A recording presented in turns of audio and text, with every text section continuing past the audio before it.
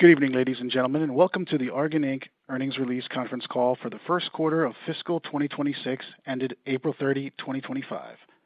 This call is being recorded. All participants have been placed on a listen-only mode.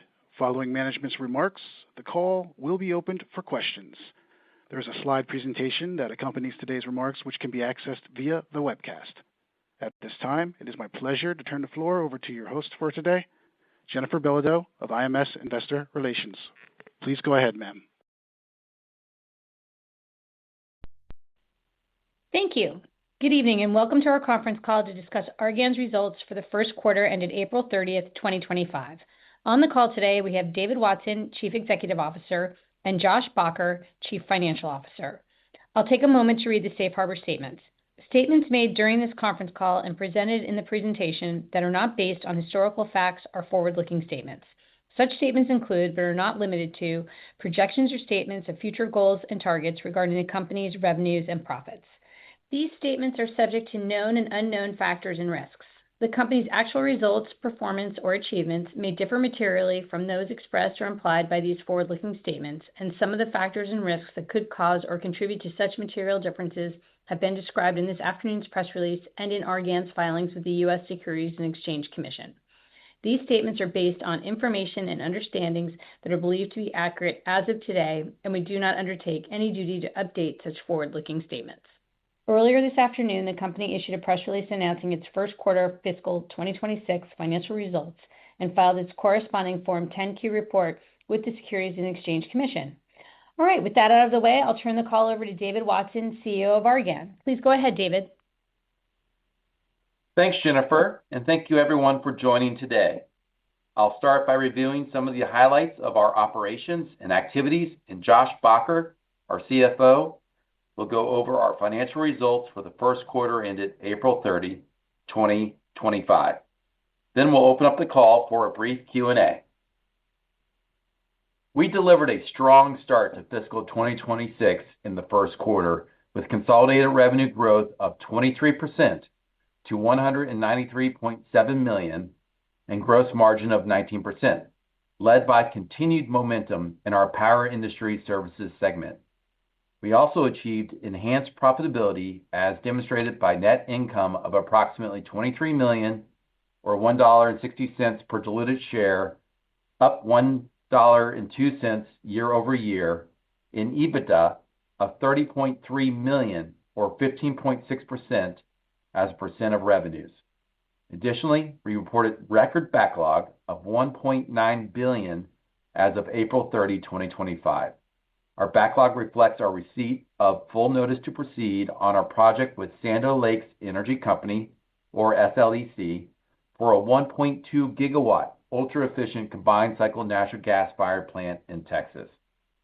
Our project pipeline is robust and reflects both the need for new energy resources, as a large portion of natural gas-fired plants reach the end of operational life, and the urgency around building new infrastructure to meet the unprecedented growth in power consumption. Power demand has reached its highest level in 2 decades and is expected to increase further with the development of AI data centers, the onshoring of complex manufacturing, and the growing adoption of electric vehicles that need charging. Today's energy demand environment has created a substantial pipeline of project opportunities, and we are seeing heightened demand for our expertise and capabilities, particularly as they relate to the construction of complex combined cycle natural gas facilities. We're energized about the demand environment, which we believe will present attractive project opportunities for the next decade and beyond. Our balance sheet remains strong with $546.5 million of cash and investments, net liquidity of $315 million, and no debt at April 30, 2025. Our financial strength and discipline has enabled us to continue to return capital to shareholders. We paid a quarterly dividend of 37.5 cents, repurchased or net settled approximately 100,000 shares for approximately $12.9 million, and the board increased the size of the share repurchase program to $150 million.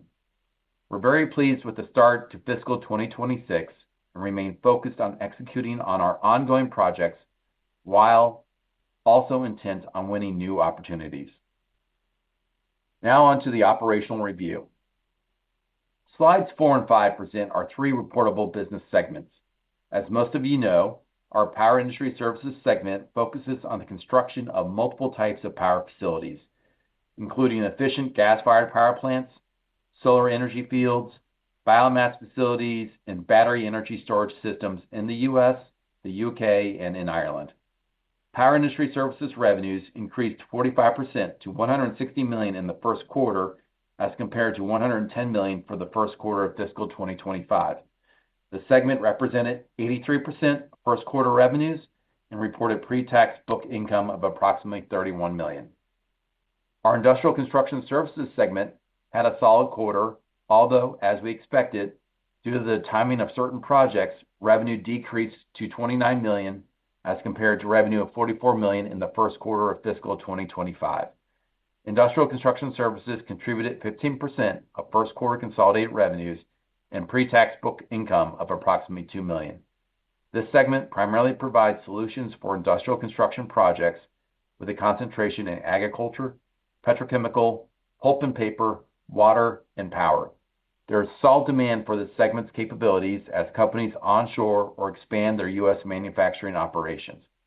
The Industrial Construction Services segment has a large footprint in the southeast region of the U.S., so they are well situated in a high-growth region for their focus industries. One last comment on the industrial segment. I want to take a moment to congratulate Sean Terrell, who has served as president of TRC since 2023, as he was recently appointed to the additional role of Chief Executive Officer.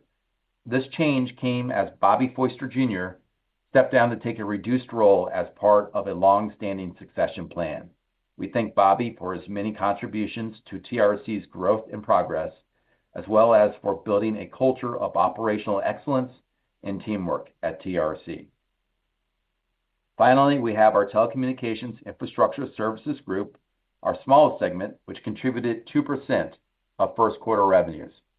The Telecommunications segment provides outside construction services for the utility and telecommunications sectors, as well as inside the premises wiring services, primarily for federal government locations and military installations requiring high-level security clearance.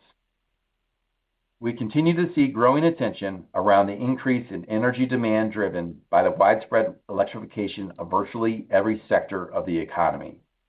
For the first time in decades, this rising demand is coinciding with the aging and retirement of a substantial portion of the nation's natural gas infrastructure.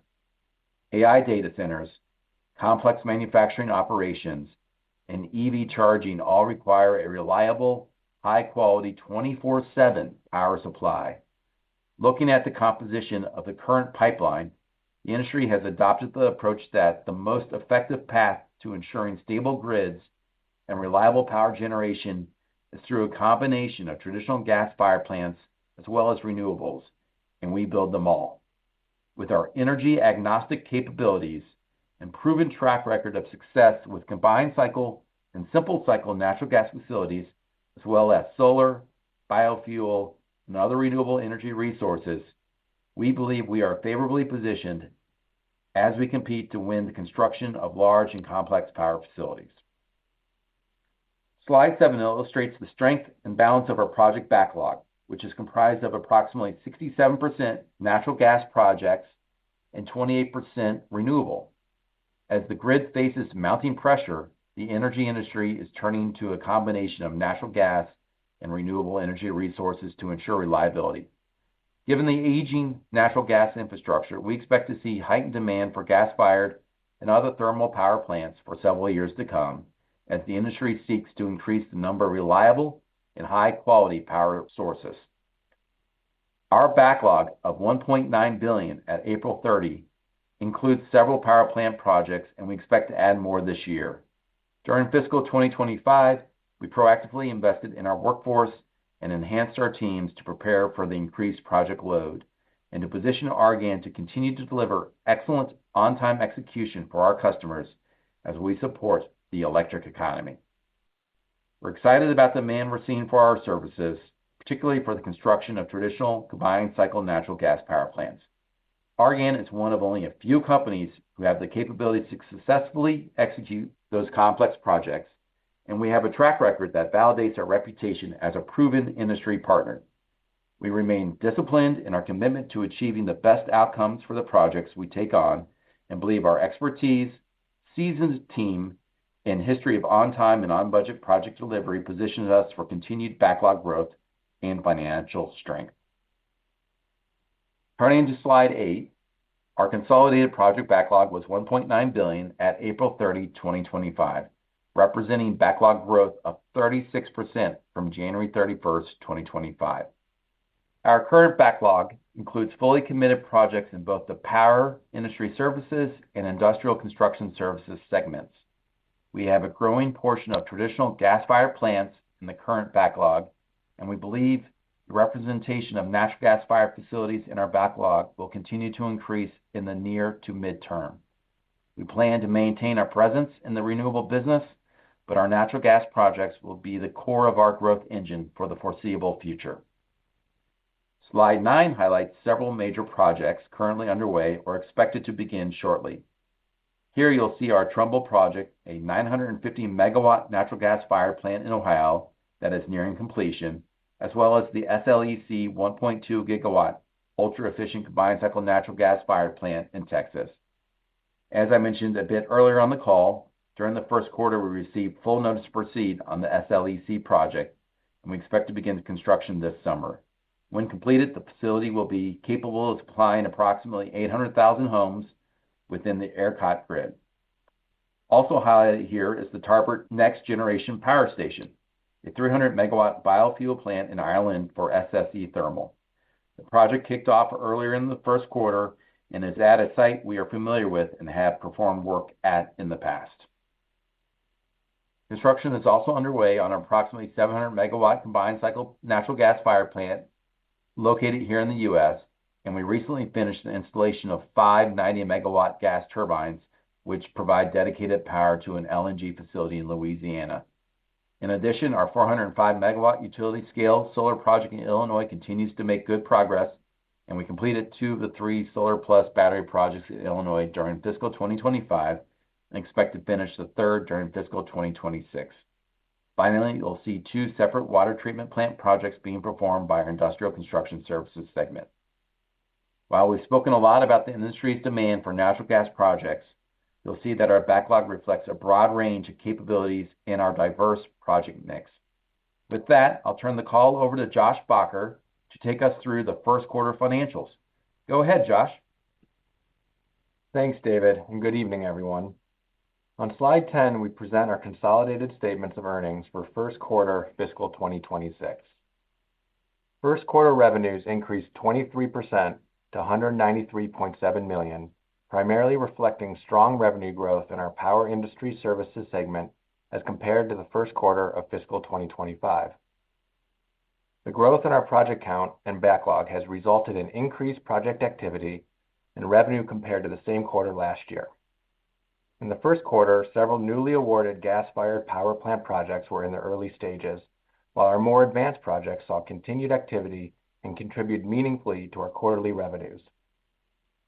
For the 3-month period ended April 30, 2025, Argan reported consolidated gross profit of approximately $36.9 million, or gross margin of 19%.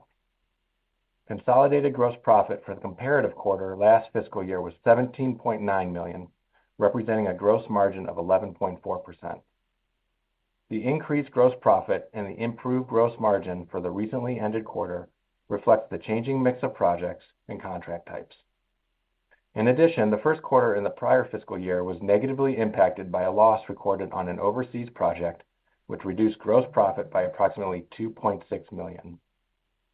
Gross margins for our power industry services, our industrial construction services, and our telecommunications infrastructure services segments were 20.6%, 10.8%, and 18% respectively for first quarter of fiscal 2026, as compared to 10.2%, 13.3%, and 22.9% respectively in the first quarter of fiscal 2025.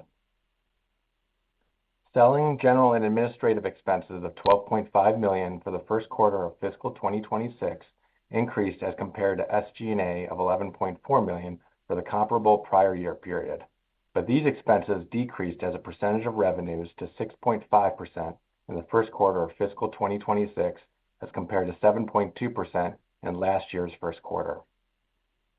Net income for the first quarter of fiscal 2026 was $22.6 million, or $1.60 per diluted share, compared to $7.9 million, or 58 cents per diluted share for last year's comparable quarter.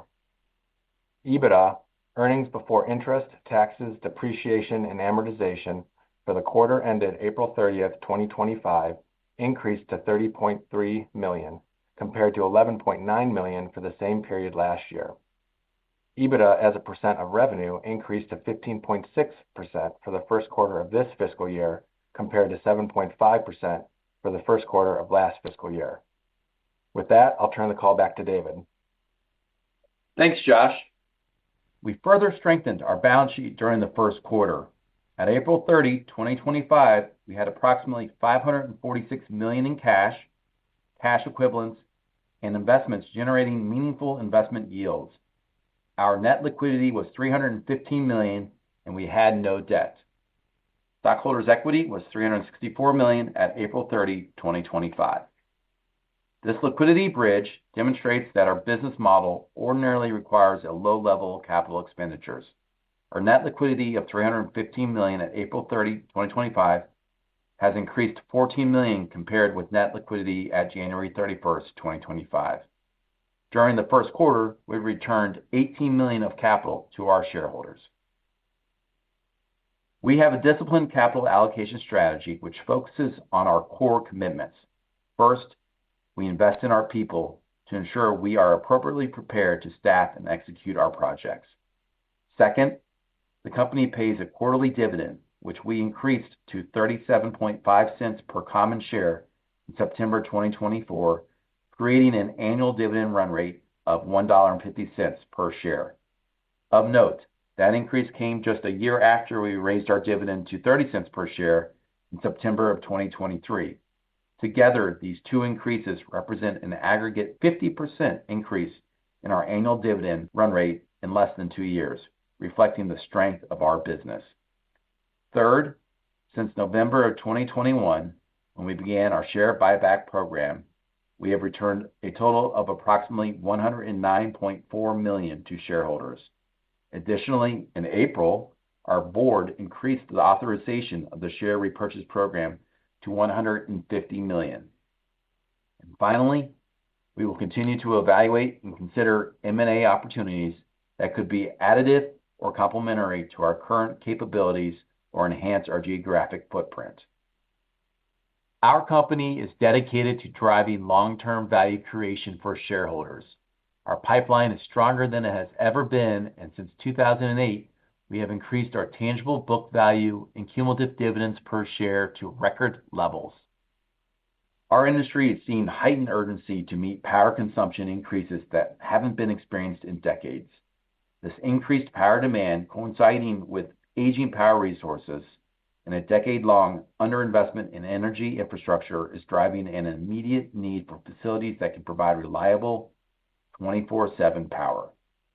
Argan is one of only a few companies with the capabilities to construct both the complex combined and simple cycle natural gas plants, as well as the renewable energy resources that are necessary to reliably and affordably power the electric economy. We believe we are well positioned with the capabilities, financial flexibility, industry relationships, and long-standing customer base to strengthen our leadership role as a partner of choice for the build-out of energy infrastructure. To close, we remain focused on our long-term growth strategy, leverage our core competencies to capitalize on existing and emerging market opportunities, maintain disciplined risk management with the goal of improving our project management effectiveness and minimizing costly project overruns, strengthen our position as a partner of choice in the construction of power generation facilities that power the electric economy and maintain grid reliability, and last but not least, drive organic growth while also being alert for acquisition opportunities that make sense for our business through thoughtful capital allocation. Fiscal 2026 is off to a strong start, and we are energized to execute on our record backlog and to win more opportunities from our robust project pipeline. As you know, combined cycle projects typically take 3 to 4 years to complete, and we are in the early days of the current power facility build-out. With our visibility of the pipeline of projects coming to market, we remain very optimistic about our continued growth through this decade and beyond, as we remain fully engaged to build the energy infrastructure needed to reliably supply the electrification of everything. As always, I'd like to thank our employees for their dedication to operational excellence and to thank our shareholders for their continued support. With that, operator, let's open it up for questions. At this time, we will be conducting a question and answer session. If you would like to ask a question, please press star one on your telephone keypad. A confirmation tone will indicate your line is in the question queue. You may press star two if you would like to remove your question from the queue. For participants using speaker equipment, it may be necessary to pick up your handset before pressing the star keys. One moment, please, while we poll for questions. Once again, please press star one if you have a question or a comment. First question comes from Rob Brown with Lake Street Capital. Please proceed. Good afternoon. Congratulations on a good quarter. Thank you. His first question on the pipeline visibility at this point. You got the Sandow Lakes project awarded. What's sort of the pipeline look like for the rest of the year, and could you give some color on kind of the size and potential there? Sure, Rob. The pipeline remains strong, and we're very bullish on being able to continue to add to the backlog. Currently, as you can see from our record backlog of $1.9 billion at April 30, we added several jobs during the quarter, including what you just mentioned, the Sandow Lakes job. But in the short to medium term, we expect to add several power industrial jobs over the course of the next 6 months, which should put us significantly over $2 billion in backlog later this year. But as you know, it's important to reemphasize that we often don't control the start times in new projects, so it's tough for us to give an exact estimate. But in the long term, we believe demand will remain strong for the next decade and beyond, and this is underscored by the fact that the OEMs are starting to fill 2030 gas turbine slots as they are primarily sold out of earlier years. Okay, great. And I think you just said backlog get significantly over $2 billion. What's sort of the kind of potential that backlog can get to, given your capacity and given sort of what you see in the project pipeline? Is there a bit of a sense of how much backlog can get to? Well, I mean, that's the guidance, right? It's significantly over $2 billion. As you know, we have project capacity in that 10+ range between renewable and gas jobs. And so we've just started several new jobs, right? We just started the 700 megawatt power plant that we announced in December. We just started Tarbert and Sandow Lakes, and we're continuing to work on the Trumbull job, and we expect to add several more to the mix. So that should absolutely result in a backlog that gets us significantly above $2 billion. Okay, got it. Great, thanks. And then on the industrial business, I think this quarter was sort of bottoming. What's the outlook there? How does the pipeline look, and what's the trend on revenue in that segment? Absolutely. You're right. As we previously discussed, we expected a slight contraction in this past quarter, which there was, but we're still seeing strong interest in TRC with increased onshoring of U.S. manufacturing being a major contributor. TR's backlog increased at $91 million, and our confidence in this segment is really strong. Based on current visibility, Rob, we expect revenues to increase meaningfully over the next several quarters. Great. Thank you. I'll turn it over. Once again, if you have a question or a comment, please indicate so by pressing star one on your touch-tone phone. The next question comes from Chris Moore with CJS Securities. Please proceed. Hey, good afternoon. Thanks for taking a couple. Maybe we could start with gross margins. They've been above expectations the last 2 quarters, 19% in Q1. Can you quantify or even estimate the amount of, kind of excess margin in there from projects like Trumbull? It's another, Chris, so great to hear from you. It's another great, solid gross profit quarter, and as you mentioned, the second one in a row. They basically reflect continued strong execution across the business as well as the continued changing mix of projects and contract types. I think, as you know, we're in a competitive but good market right now, and we expect to exceed last year's margin profile as we move through the year. So it's expected to be pretty strong. All right, fair enough. Maybe a follow-up on one of Rob's questions. So from a backlog perspective, given there's a finite ability in terms of, how many jobs you can do, is there, an optimal backlog level if most of it is natural gas? As you know, our backlog bounces around some, given that, on overnight, we could add a $600 million, $700 million, $500 million contract, right? And of course, as we continue to execute on these jobs, revenue gets burned off and backlog gets burned off. So, we expect, again, the trajectory of backlog to increase over the course of the year, though it could bounce around some. And we're really excited about the market we're in right now, the opportunities that we're seeing, not just for the near and midterm, but frankly for the long term and multiple years out. Got it. In terms of just, kind of what gets going first, is even though Sandow was booked later, is that likely to escalate a little bit quicker in fiscal 26? All of our go ahead, Chris. No, go ahead. I mean, all of our gas jobs are over a 3 to 4 year period in it, and as the cadence of the job, it takes time for revenues to ramp up.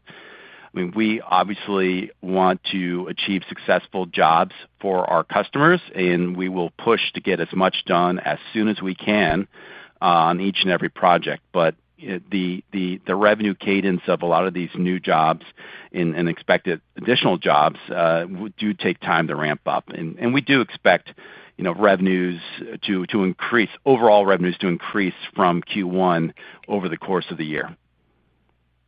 Got it. And maybe my last question to follow up on that. So, I mean, historically, the time frame was 2.5 to 3 years. Now we talk more like 3 to 4 years. Is that a permanent change? Is that regulatory? Is that supply chain driven, or is it fair to assume that it's not going back? It's going to stay in that range? I'd like to say it's a little bit of all the above, but I think it's primarily supply chain driven. At the end of the day, if that gets straightened out, there is obviously there will be a goal of speed to market for our customers, and so we clearly want to be able to build these things quicker and timely, and that's what we continue to do. But it is currently a 3 to 4 year timeline, typically, though smaller jobs could be shorter. Fair enough. I appreciate it. I will leave it there. Great. Thanks, Chris. We've reached the end of the question and answer session, and I will now turn the call over to David Watson for closing remarks. Thank you all for participating in today's call. And as a reminder, please don't forget to vote your shares for our upcoming annual meeting of stockholders on June 17th. And I look forward to seeing some folks there.